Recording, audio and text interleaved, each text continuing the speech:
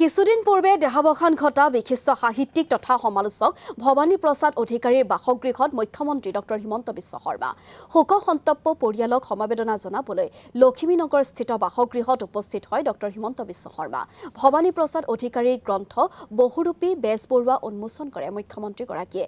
মৃত্যুৰ পূৰ্বে এই গ্ৰন্থখন মুখ্যমন্ত্ৰীৰ হাতেৰে উন্মোচন কৰাৰ হেঁপাহ পুহি ৰাখিছিল বিশিষ্ট সাহিত্যিকগৰাকীয়ে, কিন্তু সেয়া হৈ নুঠিল। ডক্টৰ হিমন্ত বিশ্ব শৰ্মাৰ নামত উৎসৰ্গা কৰি থৈ যোৱা গ্ৰন্থখন উন্মোচন কৰি আজি দিনটোত আৱেগিক হৈ পৰে মুখ্যমন্ত্ৰী।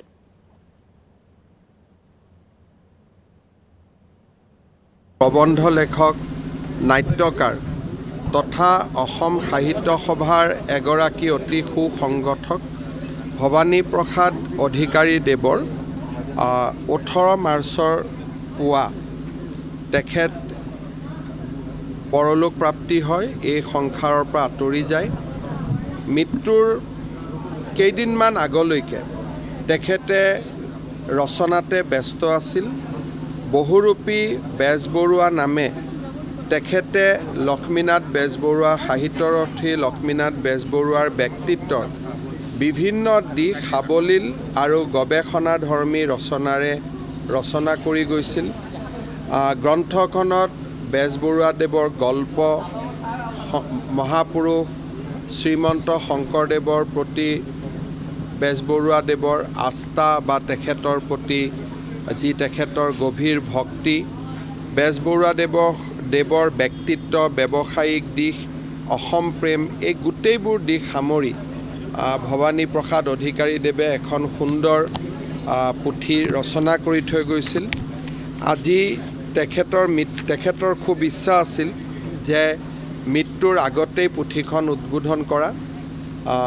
মোৰ পৰা সময়ো বিচাৰিছিল, কিন্তু মই সময় দিব নোৱাৰাৰ বাবে মৃত্যুৰ আগত পুথিখন উদ্বোধন কৰিব তেখেতে নোৱাৰিলে।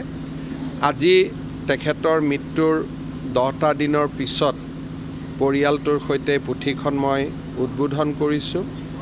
আৰু মৃত্যুৰ আগতে পুথিখন তেখেতে মোৰ নামতে উৎসৰ্গা কৰি থৈ গৈছিল। সঁচাকৈ এটা আৱেগিক মুহূৰ্ত।